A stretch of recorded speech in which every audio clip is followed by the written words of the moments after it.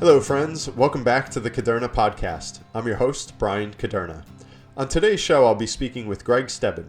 Gregg has been a journalist for over 30 years, writing for brands such as Forbes, Esquire, Men's Health, and more.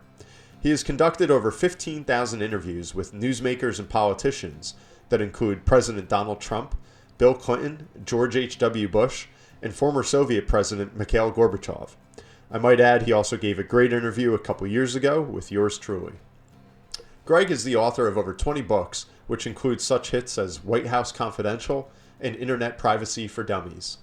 Earlier this year, Gregg traveled to Poland and Ukraine to report live on the Russian invasion. This gave rise to his new and latest book and the focus of today's episode, which is called Does Putin Have to Die? Subtitle, The Story of How Russia Becomes a Democracy After Losing to Ukraine. Gregg co-authored this book with Ilya Ponomarev, who is formerly a member of the Russian parliament and is a staunch opponent of Vladimir Putin. I'm not going to take any more time because this is an episode you do not want to miss. Please do enjoy my interview with Gregg Stebben. Is going to require work and time and sweat and toil. If money wasn't an issue, what would I be doing? Don't worry about it. You'll figure it out. Change is the only constant. The Caderna Podcast. Gregg, welcome to the show. Thank you. It's great to be here. Yeah, I think we're very fortunate to have you here because just the title of your book, you read that and it's like, that's everybody's $1 million question is how do we get through this thing? Is it possible, or do we have to just completely get rid of Putin and hit the reset button? Well, and I'm not sure just getting rid of Putin solves the problem either, because how many Putins are there in line to take his place once Putin is gone? It's not enough. So first of all, the title of the book is a question. It's not Putin has to die. It's does Putin have to die? So it's not just you and I here in the United States, people in Western Europe, people in Ukraine who are asking that question. Believe me, there are people sitting in meetings, in rooms around him who are asking the same question. Does this guy have to die? And so you have to realize that if he were to die today by some means, whatever that means may be, the bad news is we could get someone just like him or even worse. So the real solution for Russia is not just to have Mr. Putin removed and replaced by someone else, but for Mr. Putin to be removed by whatever means, including him walking out, and replaced by someone and a new government that not only replaces Mr. Putin, but transforms the government from what it is today, a dictatorship, some might say it's autocratic, to a democracy. So the subtitle of my book, the title is Does Putin Have to Die? The subtitle is The Story of How Russia Becomes a Democracy After Losing to Ukraine. Our goal should not be just to have Mr. Putin no longer serving in that role. Our goal, all of us, including the Russian people, I'm sure, should be let's enable the Russian people to live the kind of life with the kind of freedoms that you and I enjoy. Let's empower them to do the same thing for themselves. But there's so many layers of complexity to this, obviously. It's strange when you talk about some of these countries that are in a state of upheaval. It's almost like, do they want the Western way of life? Like, does the U.S. intelligence community think there's enough Russians over there saying we want to be just like America and we want a democracy? Or is it possible that that's just not in the cards? That's not their way of life? Well, like you said, there's a lot of layers to it. And so sometimes I think you have to ask the right question. So for instance, my co-author, and I hope we'll spend a lot of time talking about him, but I do want to give you a little background on him now, because I think it really sets the stage for a lot of the conversation we're going to have. So I wrote this book with a gentleman by the name of Ilya Ponomarev. And his name may not be familiar to you today, but I want to tell you about a few things that he did in the past and what his goal is in the future. Okay. He was a member of the Russian parliament. Before he was a member of the Russian parliament, he was a very successful business guy, and he's been a very successful business guy since serving in the parliament. And I don't mean just in Russia or just in Ukraine, but also in the West as well. He has lived in the West, so he understands our way of life. He understands our form of economics. He understands democracy. He has lived in a democracy, but he was born in communist Russia. While he was serving as a member of the Russian parliament, he was the only member of the Russian parliament to vote against the annexation of Crimea in 2014. He predicted at that time on television news broadcasts in the US, in Europe, in Ukraine, probably in Russia, he predicted if we allow Russia to annex Crimea today in 2014, it will only lead to a full-scale invasion of Ukraine by Russia in the future. And obviously that's what we're seeing. So he has spent over the last 10 years, well, let me back up a minute.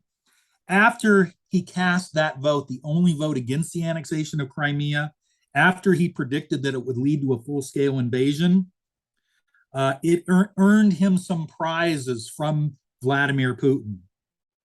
He was exiled. He has not been home to his country, Russia, since 2014. He was forced out of the country, and he's now on the kill list. He now lives in Ukraine. He has bodyguards. He has a machine gun by his door. His life has been altered forever by doing the right thing, but he has also spent over the last 10 years planning and putting together a way to transform his country. He's a Russian, his country, from what it is today into a democracy, because he knows that that's what the Russian people want. Although sometimes the Russian people themselves may be confused about it simply because of the culture and the climate that they live in. And it's important for us in the West to understand all that. And that was going to be one of my follow-up questions, is you have to assume there's dire consequences to a move like that, which you just outlined. So did he happen to mention to you that there were other folks that he got buddy-buddy with in the Russian parliament that felt the same way, that maybe didn't have the gall to go out and do what he did? Or was he a lone wolf that just people couldn't believe that he went and said that back in 2014?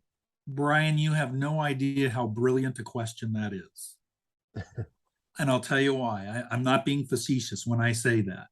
On the day that we are recording this, just a few hours ago, there was released a press release, an announcement for the first Congress of People's Deputies of Russia. There will be, on November 4 to 7 in Warsaw, Poland, a meeting of elected officials from Russia who stood against the annexation of Crimea and continue to oppose the current invasion. You have to understand that to a Ukrainian, when you ask them when this war began or the invasion, they don't consider the war with Russia to have begun on February 24th, 2022. It started in March 2014. That war has been ongoing for 8 years. And just today, my co-author, Ilya Ponomarev, and some others have announced this Congress of People's Deputies of Russia. These are all people who were elected legally inside the nation of Russia, are coming together in Poland to begin forming a new government so that when Putin is gone, they are ready to step in and take control of the country as an interim government with the goal of leading the country to write a new constitution, write new laws, set up a new judicial system, and have free and fair elections so that they can choose the form of government they want and the leaders they want to lead them with that new form of government. Wow. And I guess that answered my question at the outset, which is kind of who would fill that void if anything did happen to Putin. Now, well, no. So let me explain one thing though, just to clarify what you just please. said. Yeah. You know, if there's two probable ways this is going to go if Putin was to be gone tomorrow. One is another Putin. One is someone like my co-author who, with his team, is prepared to step in and take over the government. But what is probably going to determine whether it's another Putin or someone who's worse, or a team of people who understand the value of democracy and are willing to fight for it. What is probably going to determine that is what the Russian people themselves do. Are they ready? Are they willing to do what the people of Iran are doing right now? Will they fight for democracy? Ultimately, it will be up to the people to take to the streets and fight, and it should be up to them. If they're not willing to fight for it, they're going to get what gets handed to them. It's so many questions to kind of follow that up, because do we really know like what is happening on the streets of Russia? I feel like you're always getting a mix of propaganda and then a little glimmer of, you know, riots in the streets, people that don't want to join the army and attack Ukraine. And do we really know what's happening over there, or is it all a bit of an assumption? I think we know a lot. And if you know where to look, it's not hard to get a pretty honest assessment. I won't tell you that everything you hear isn't tinted with some form of propaganda. But again, let me tell you a little bit about my co-author and why I think he would make a fine interim leader for Russia. When the invasion, well, let me back up again. When he was thrown out of Russia in 2014, he lived in Silicon Valley for a couple of years because he was in his business, he was a very successful tech entrepreneur. Okay. He lived in Silicon Valley for a couple of years. And again, that's, you know, he understands democracy. He understands capitalism. He's lived here. He's taken part in what is probably the greatest economy we've ever had in this country, which is the tech economy, right? Yeah. He decided after a few years of living in the United States that he wanted to go as close to his homeland as he could. And when you read the book, you discover that Russia and Ukraine have an awful lot in common. And in fact, he makes the case that we shouldn't think of Ukraine as kind of a stepchild to Russia. Historically, it's the other way around. Russia is kind of a stepchild to Ukraine. Ukraine is really the parent. It's not as large, but it is the one with the history that has dominated and steered the region. So he moved to, I mean, it's just, when you begin to look at historical figures and things that happened, much of the quote unquote history of Russia is actually the history of Ukraine. Kyiv was there long before Moscow was there. When you look at many leaders of Russia over the last century and even going back centuries, the people that were the leaders of Russia in many cases came out of what is geographically Ukraine. It is just, these are artificial borders. And when you begin to erase the borders and just look at the history for what it was, so much of Russian history was born in Ukraine. And if you want to know more, I mean, not my area of expertise, but if you want to know more, I can recommend a really good book. It's called Does Putin Have to Die? Because it is a big and very important part of the book. But the point I wanted to make is he now lives in Kyiv. He is, many people in Ukraine, in Kyiv, have suggested to him that he become a Ukrainian politician. And you can see the advantage of someone like him being involved in Ukrainian politics because he understands the West, he understands Russia, he served there in the parliament, and now he lives and is very loyal to Ukraine. But he has always felt that he shouldn't be part of the Ukrainian government. He always wanted to make the Russian government something he could be part of again and be proud of.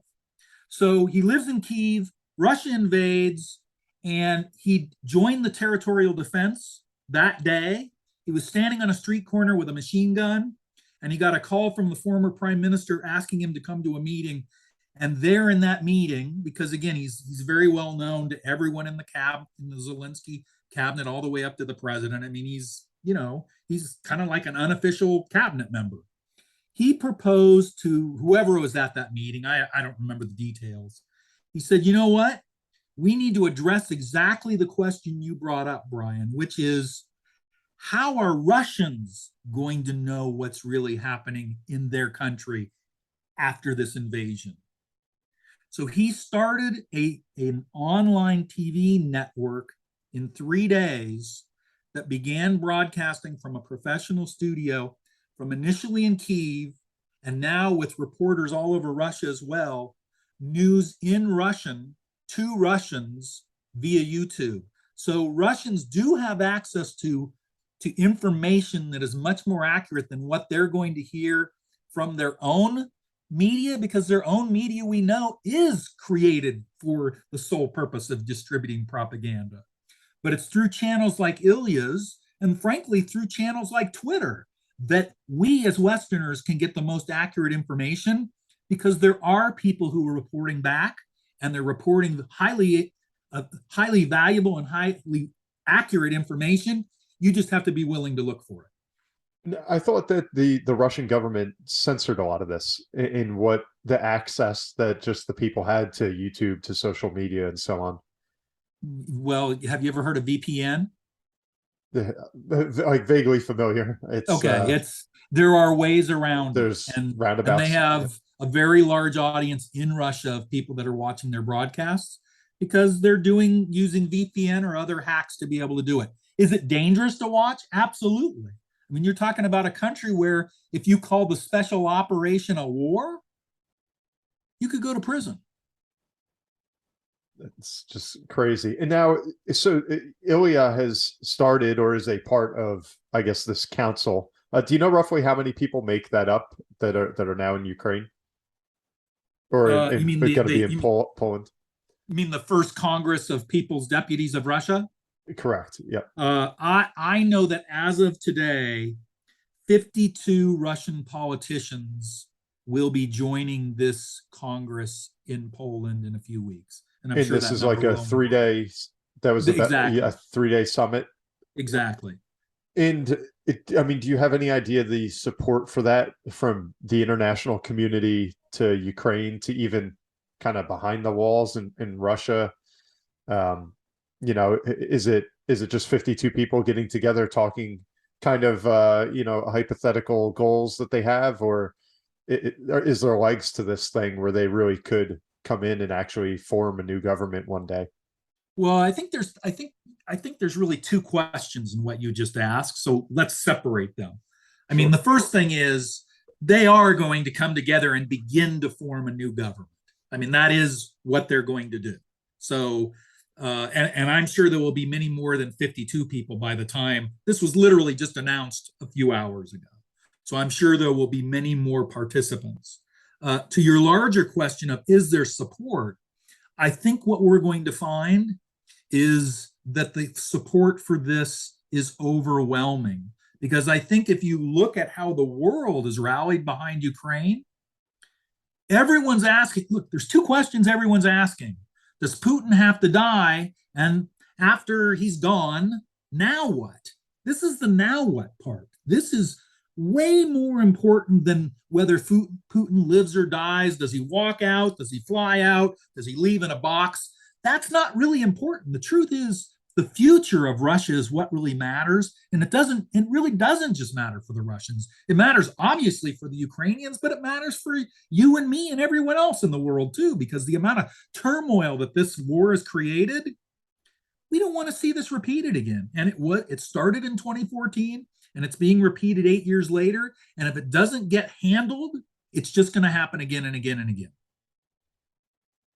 And thank you for kind of clarifying that. But my question kind of comes back to what we were discussing earlier about, ultimately, your book title is perfect because I keep coming back to it.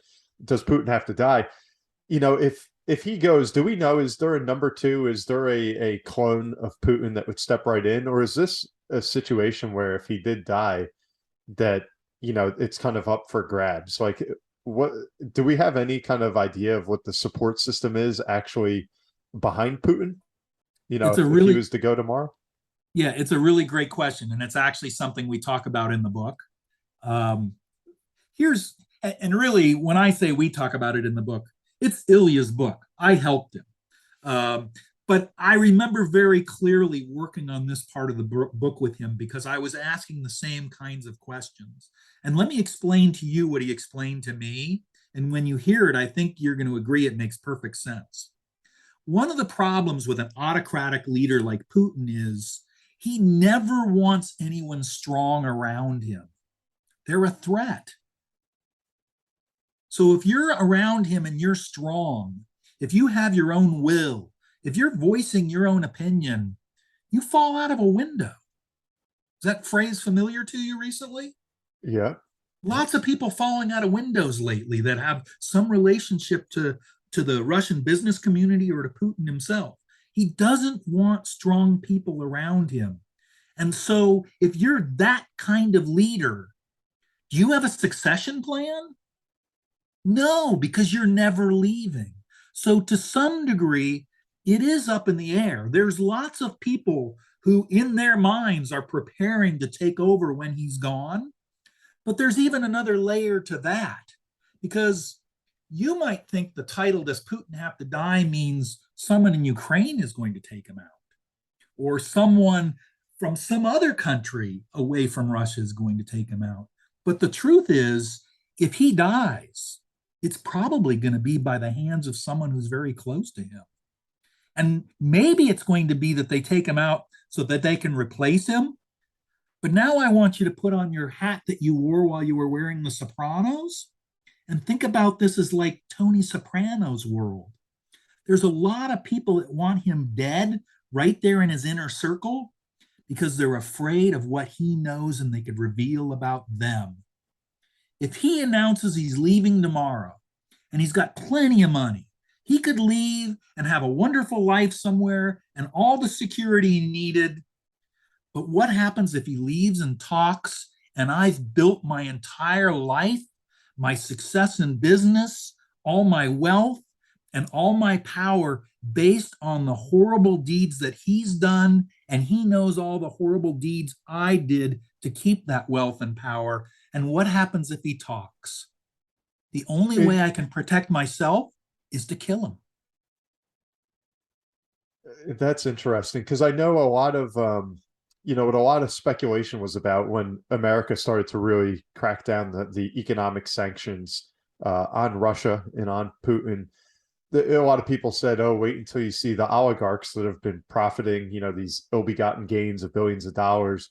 Once the kind of party stops, are they going to turn on Putin? And I feel like that was one of the hopes that we would see. I don't know that that's really unfolded, but there's so much talk about these Russian oligarchs. Where does that fit into this mix? Are they working at all with the council we referenced a moment ago, the 52 with Ilya, or are they just out of the picture because they're afraid of Putin and blackmail?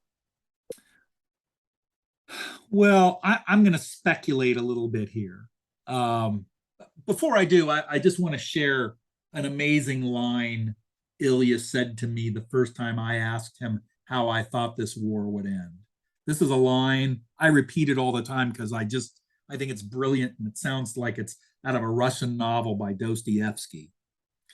I said, Ilya, how's the war end? And he said, I believe the last shot fired will be in Moscow. In other words, in Putin's head, from someone around him. It's okay if it's a rope. It's okay if it's a window. But, there's just, there's too many people. And let me back up for a minute. When Putin starts talking about nuclear warheads and using nukes, if you're around him, don't you think about killing him just to prevent him from doing it because you're going to die too? There's many reasons that many people have to want this man dead, and we haven't even started counting the Ukrainians yet. So to get to your answer about the oligarchs, it's a really complicated question. And I don't know that I'm the best one to answer it, but I'm going to take a shot at it. Okay. In the book, we talk about something called lustration. And what lustration is when a country has a revolution, because that's really what this book is about. It's about the Russian people forming a revolution and taking the government back for themselves. In other countries where there have been revolutions, one of the things that is often used are called lustrations. And what it does is it identifies people who have been too close to the previous leadership. It doesn't punish them.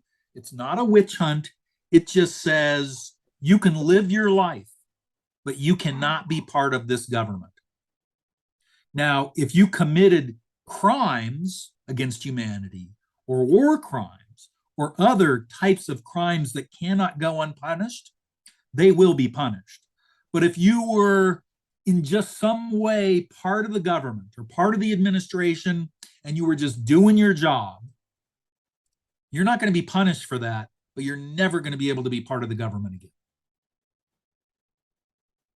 I would imagine that rules out a lot of people now. Yeah, and it's a very tricky thing. I mean, it has to be handled fairly.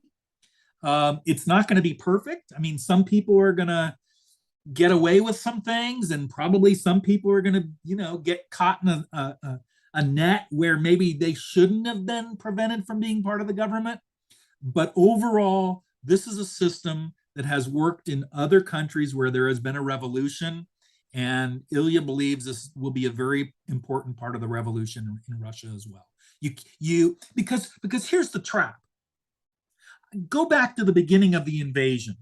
Do you remember just a few weeks after Russia invaded, there was a woman in Russia who was a TV producer, and she walked out in front of the camera behind the anchor's head, but in front of the camera with a sign that said, "No war, they're lying to you." You remember this? No, I don't. It was a big deal. If you Google it, her first name is Marina, and I can't possibly pronounce her last name. It starts with an O. But if you Google it, you'll see the picture, and I think you'll go, "Oh, yeah, I remember that." This happened in March of 2022, a few weeks right after at the start of all this. Right, exactly. So Ilya started an organization that helps Russians get out of Russia after they do things like that. If you oppose Putin and oppose the invasion and your life is at risk, he has an organization that actually helps extract you from the country. He helped get her out of Russia to protect her, took her into Ukraine, but a lot of the Ukrainians were like, "We don't want her here." Because before she held up that sign, she was making the pro-Putin propaganda. And I'm not pointing fingers at the Ukrainians for feeling that way. I'm just saying you can see how loaded the feelings are about all this. But so Ilya's position is, I'm going to speak for him now. You may have done some bad things in the past, but if you've come around now and you see that you did bad things and you're now willing to put your life on the line to do the right thing, we shouldn't write you off. Mm-hmm. If you committed heinous crimes, you have to pay for those crimes. But if all you did was your job as a TV producer, creating propaganda, and then you saw the light and did the right thing, we shouldn't punish you for that. Yeah. And I think that, I think every civilization, in a sense, that goes through such an upheaval, you go through that process. I mean, as you're talking, I'm just thinking about, Nazi Germany, and I know, just having read, books on the era and everything, there was just such a heated disagreement of, was every German guilty? Was Yes. every Nazi guilty? Like, how do we, we won the war. Now, what do we do with kind of this huge focal point of Europe after the fact? And that is such a complex matter of trying to sort out, who gets a second chance in life, essentially. But I think there has to be a plan, and you have to make the plan as fair as you can. And it's not going to be perfect, but you can't write off a whole population of people. Early on after the invasion, I was doing a radio interview, and one of the hosts said, these people are never going to change. They're always going to be like this. And I realized as he was saying that, I as a fellow human being, and frankly, as a fellow Russian, I mean, my grandparents came from Russia, but as a fellow human being, I cannot accept that. I can't accept that we, the rest of us, would just live with the idea that there was no hope of redemption for an entire population of people.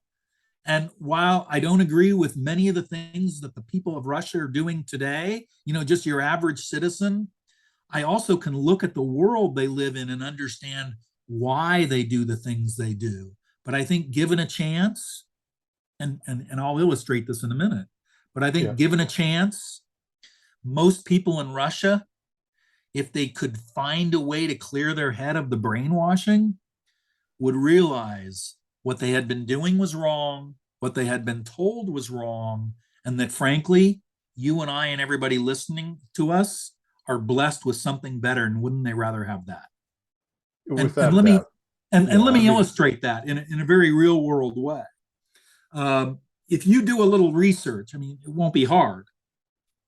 You can find lots and lots of stories of Russian soldiers in Ukraine who, first of all, were sent there told, at least in the early days, told that they were liberators. So they thought they walked in thinking they were heroes, had no idea people were going to shoot at them, and the bullets were coming from every direction. So first they thought they were heroes and liberators. But the other thing they have been told for their whole lives is Ukrainians live like dogs. You Russians, you're the special people. You have the wonderful life. You are blessed to be Russian. Those Ukrainians live like dogs. And then they got to Ukraine, and you know what they found out? As Russians, they live like dogs. And in large parts of Ukraine, people there live like you and I do. Modern homes, modern things, modern cars. Why do you think you hear all the jokes and all the stories about the Russians stealing the washing machines?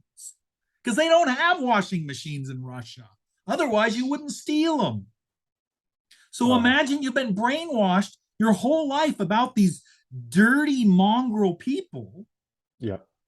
And then you get there and discover I was the dog, and I was lied to about it. It's Suddenly, it's incredible. There's a huge population of Russian soldiers who are going to go home with that burned into their minds, that I've been duped by my government, and I hope this isn't too coarse, but my life sucks, and I'd rather be a Ukrainian.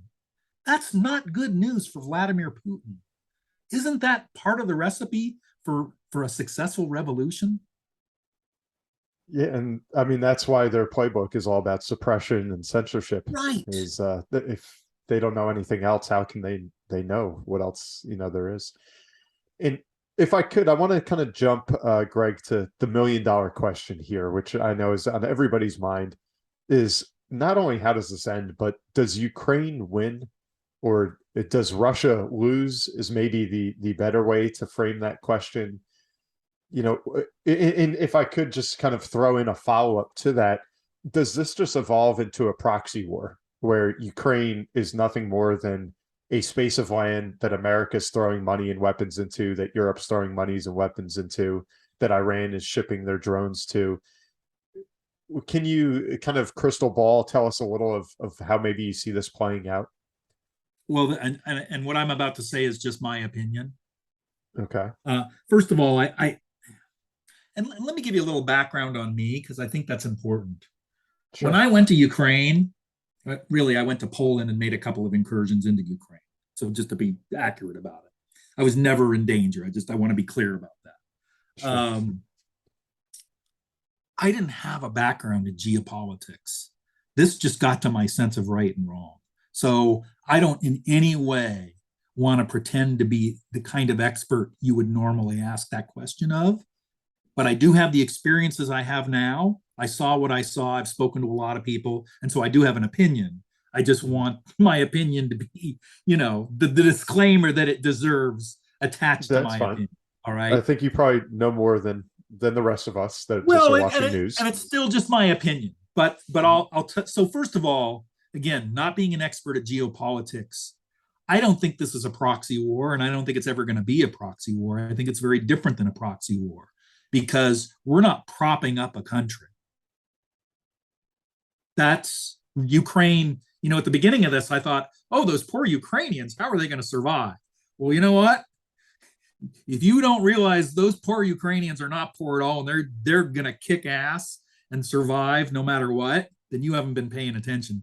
Because this is a group of people that remind me of the colonists in 1776 during the American Revolution.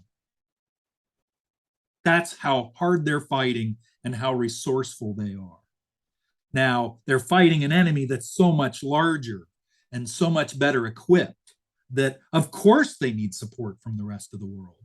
But they're also doing the work of fighting for the rest of the world, because there's no doubt in my mind, and I hope there's no doubt in yours, that if Ukraine had rolled over in 3 days, where was going to be next? Somewhere was going to be next. Was it going to be Poland or, I don't know. But, and NATO's a factor and all that. But, Ukraine is fighting for us, in my belief. And so, yes, we should be enabling them in every way we can. So to get more specifically to your question, my belief is Ukraine wins and Russia wins. How can you explain that? Absolutely. Ukraine wins because Russia leaves. The borders go back to pre-invasion or annexation, of 2014. I'm not quite sure how the finances of rebuilding the country works, but I think we can all agree that that would be a win for Ukraine. We know that, we know that there's money been taken through sanctions and blah, blah, blah, blah, blah. Ukraine is already rebuilding. If you go online, you can see where they're rebuilding things. In some ways, they remind me of Israel. There's a bombing on the streets of Israel, and an hour later, it's like it never happened. That's what they're trying to do in Ukraine. They're not just letting everything go to hell. They're maintaining and improving things as fast as they can, and it's amazing what they're doing given the circumstances. But what you really want me to elaborate on is, how does Russia win? Russia wins because, and this is my belief, I believe that at some point, the Russian people, and I hope it's soon, the Russian people realize through whatever means possibly, because there's so many Russians dispersed now around the world, over 300,000 just men have left in the last month or two since the mass mobilization or the partial mobilization. Russia had already chased out hundreds of thousands of Russians in a brain drain over the previous 20 years. Those people coming back to Russia, I think Russia wins because they do overthrow the current government and they get to build the government they want, that they deserve, the democracy that they earn. And I think that's a win for Russia. Okay, and I so think the only way Russia loses is if this war goes on forever and they're stuck with Putin for forever. Yeah, and that's what I was going to say, is that you're kind of alluding to a new Russia wins, but the Russia that we know right now is actually going to lose, which kind of segues into the next question of Putin doesn't seem like he is going to give up. I think a lot of people thought this was going to be like a 1-week war, that they'd come in, steamroll Ukraine. That obviously has not happened. And then I think people thought, all right, he's just going to give up and say we've kind of move on from this as if it was a joke. We didn't really try that hard and we're back to Russia. I don't know how many people predicted this going on, almost a year and without an end in sight. So I guess to get to that point of how kind of a new form of Russia wins, you're more or less saying that Putin and the government he currently has established is going to be a thing of the past. Yes. Or so we hope. Yes. Yeah, I think it's inevitable. I think Ukraine, and that comes from within. Yes. It's not going to be us. It's not going to be France. It's not going to be Germany. It's not going to be Ukraine. It's not, and the UK can't even keep a prime minister. So how are they going to do it? Yeah, I know, that's a whole nother story. But I mean, it's unbelievable. But it should come from, and that gets back to your question about a proxy war. It should be the Russians. They need to own their government, because that's a huge step of having a democracy, isn't it? Otherwise, you're just abdicating your responsibility for your way of life to somebody else. And that's what they're doing now. And so I feel like Putin has a way of buying some loyalty and buying and appeasing his people, with the billions. And where does that billions come from? Is mostly, of course, with oil. Yes. And now we're about to run into winter, and we know that Europe, gets almost all of their oil from Russia. So I just don't really see how you kind of cut off that money supply unless all of a sudden, the Middle East says, hey, Europe, we're ready to kind of play ball with you guys. It just seems like Russia does hold such a great card there with their oil and their pipeline to Europe, where, maybe not such an issue for America, but, Europe, they're so dependent on Russia. I mean, I feel like, how do you, it all comes back to money at some point. And that's why I like this interview in a sense, is we always end up talking about money or wealth, factors into economics, factors into everything. What do we do there? I mean, Europe can't just cut off, the oil supply from Russia, or they'll freeze. Well, so I'm going to make a joke here, but then I'm going to answer you seriously. What I'm going to do is buy a lot of stock in Burlington Coat Factory. But I mean that seriously in a way. Since the invasion in February, which, don't forget, was the end of a winter, right? So this started at the end of winter. Mm-hmm. I think if you do a little digging, and this is, again, not my area of expertise. I mentioned earlier that Ilya had a very successful business career in oil and gas. So I wish he was here, because he could really explain this to you in deep detail. And I've had conversations with him about it, but again, not my area of expertise. But I will tell you what I have observed. I think if you go online and do a little research, you will find that a lot of the countries in Europe that were so dependent on Russia for energy in the past have already made great strides towards breaking that dependency. Because don't forget, they knew starting in February and March that Russia could just turn them off. So it wasn't just out of a sort of sanctions mindset, but it was also out of survival. We can't rely on this source anymore. And energy is one of those things where only a fool has no backup. So I think you're going to find a lot of Europe now has backup, and I think they'll work it out. I really do. People lived for a long time without central heating and air, and I think people will work it out. I think the ones that are going to have it the worst is Ukraine, because their infrastructure is getting blown up. But I know they will work it out. And I know the people of Germany will work it out. Worst case scenario, come stay in Las Vegas. We got lots of hotels, and we could use the bump to our economy. Yeah. I mean, I hope you're right that they do have a plan B of sorts. And I guess it comes back to you always find a way to do what you got to do. And if there's no dire straits, then, for the people of Ukraine right now. I'm not going to say it's not going to be uncomfortable. I'm not going to say that, there's probably some people who are going to die, and that's terrible. But who's to blame for it? It just reinforces why this wasn't just an invasion of Russia on Ukraine. Vladimir Putin knew going in that this was going to disrupt the world order in many ways, including countries' relationships with Russia itself because of energy, countries' relationships with other energy-producing countries, economically, food. I mean, there's no way he went into this thinking it's just about us in Ukraine. He's way smarter than that. And sure, he was willing to take that gamble. And frankly, every country in the world has had 8 months to prepare for winter. And I think we're going to find they're a lot better prepared than we might think. And I appreciate that. I think that's an optimistic stance, but one that I think that everybody will certainly hope for. And follow-up question, I know geopolitics is not your bread and butter, but I think this is, I know there's a lot of million-dollar questions here that people want answers to, but it seems that Russia is just on its own island right now. They've really isolated themselves from the world, and they're surviving on an island of oil in a sense.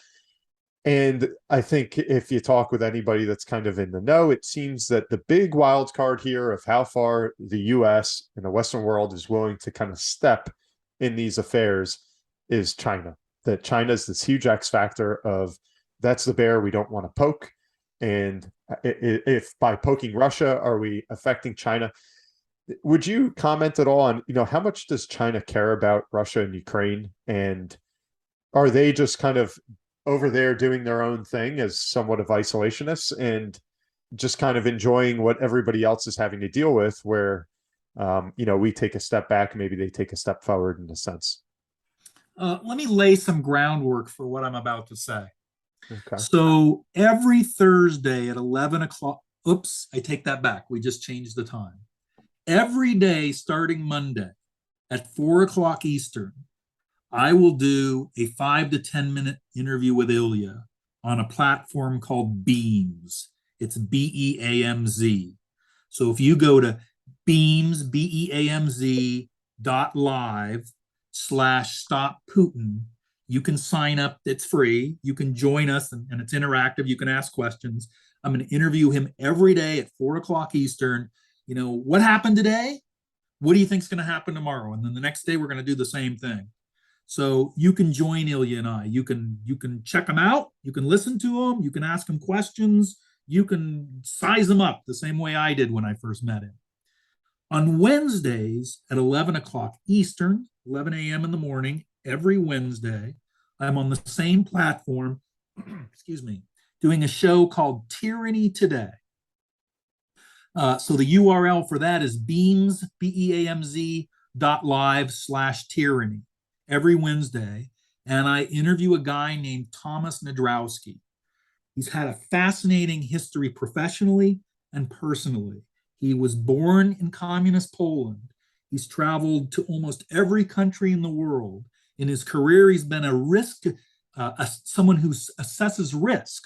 So he's traveled all over the world assessing what the political risk is, the military risk, the environmental risk.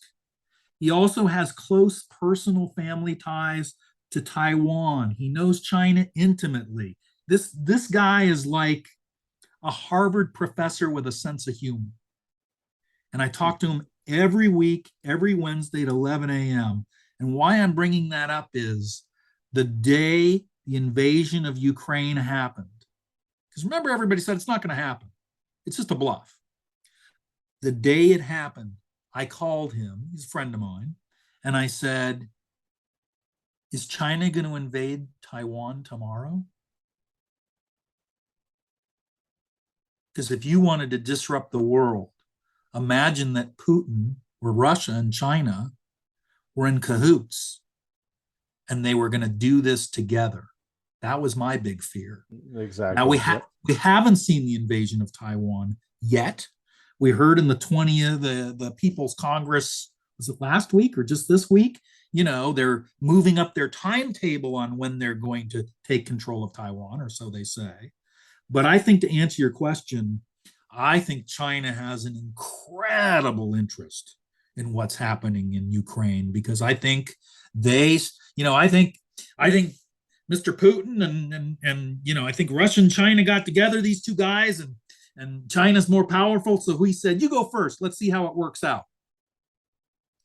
And I think if Putin had rolled Ukraine over in 3 days, I think there would have been an invasion of Taiwan a few days later.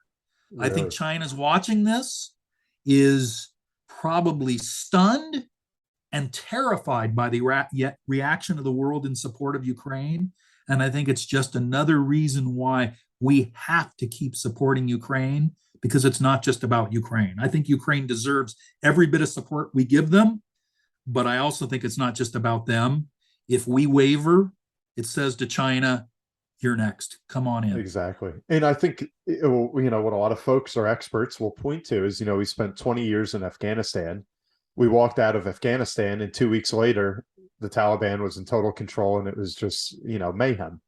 And I agree with you that I think if something like that were to happen in Ukraine, that, America steps in and we step right back out.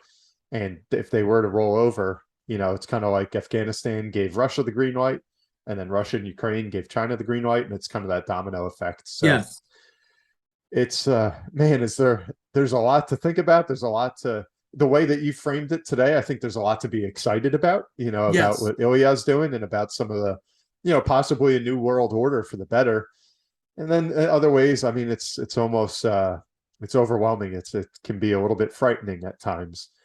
And I think that's a good place to kind of round it all out. And I appreciate you giving some of the plugs there to what you do on Beams. I think that's where people can get a lot more detailed information every week.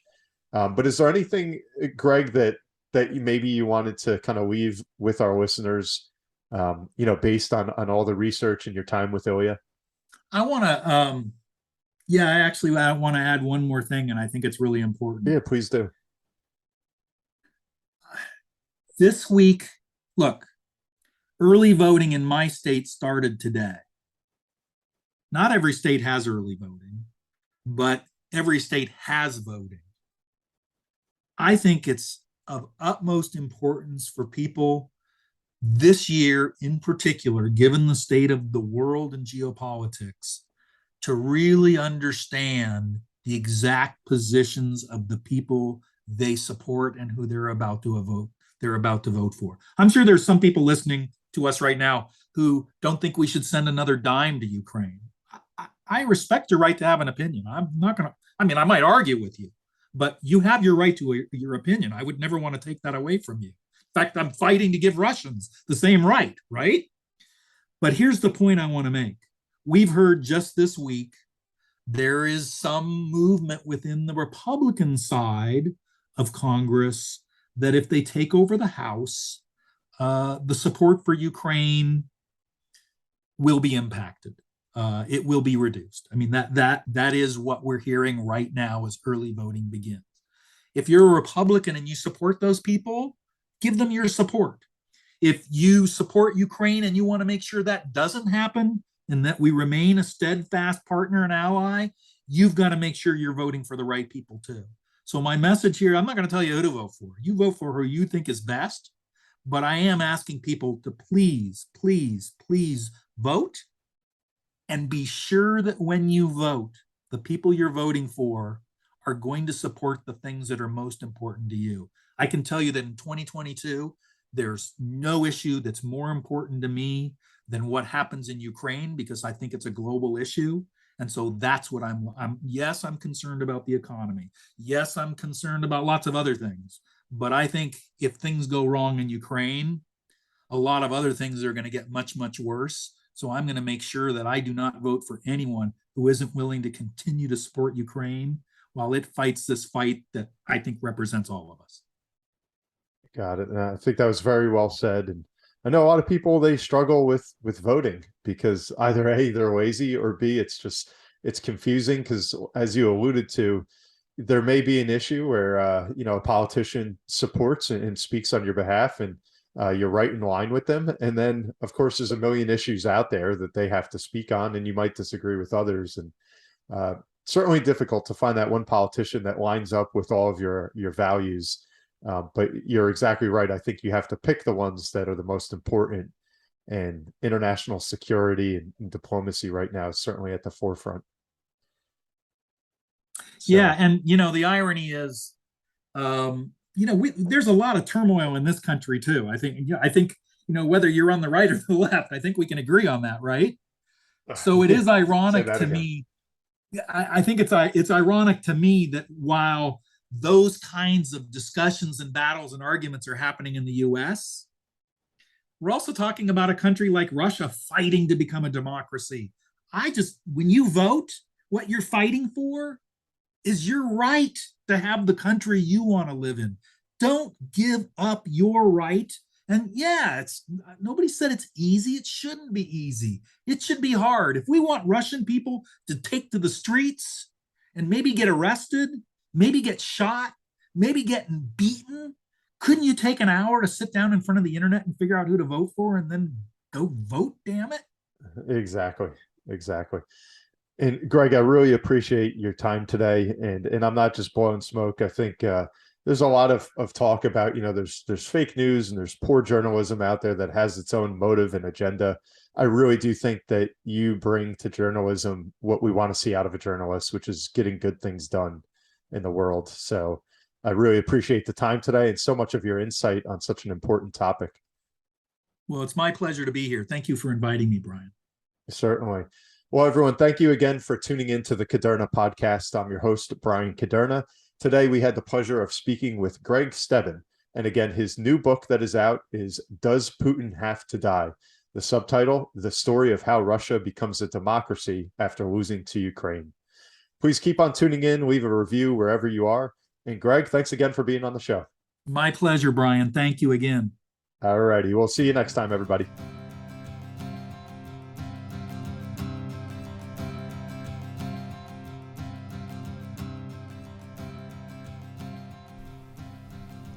Caderna Podcast is for informational purposes only. Individual situations may vary, and the information should be relied upon only when coordinated with individual professional advice. Guardian and its subsidiaries do not provide tax, legal, social security, student loan, mortgage, or real estate advice. Listeners should contact their own tax, accounting, or legal advisors or the Social Security Department in this matter. All investments and investment strategies contain risk and may lose value. Brian Caderna is a registered representative and financial advisor of Park Avenue Securities, LLC, PASS, 300 Broadacres Drive, Suite 175, Bloomfield, New Jersey, 07003. Securities, product services, and advisory services are offered through PASS, a registered broker-dealer and investment advisor, 973-244-4420. Financial representative, the Guardian Life Insurance Company of America, Guardian, New York, New York. PASS is an indirect, wholly owned subsidiary of Guardian. Caderna Financial Team and International Planning Alliance, LLC, are not affiliates or subsidiaries of PASS or Guardian. Caderna Financial Team is a division of International Planning Alliance, LLC, a general agency of Guardian. PASS is a member of FINRA, SIPC. California Insurance License Number OK04194. Content of the Caderna Podcast is copyright of Brian M. Caderna, all rights reserved. Any redistribution or reproduction of part or all of the content in any form is prohibited without prior permission from the Caderna Podcast. The views and opinions expressed herein may not be those of Guardian Life Insurance Company of America, Guardian, or any of its subsidiaries or affiliates. Guardian does not verify and does not guarantee the accuracy or completeness of the information or opinions presented herein. Any third-party materials referenced cannot be endorsed or verified by Guardian and are used as the opinion of the author. Guardian, its subsidiaries, or affiliates do not provide or issue or advise for mortgages. This material contains the current opinions of the author, but not necessarily those of Guardian or its subsidiaries, and such opinions are subject to change without notice.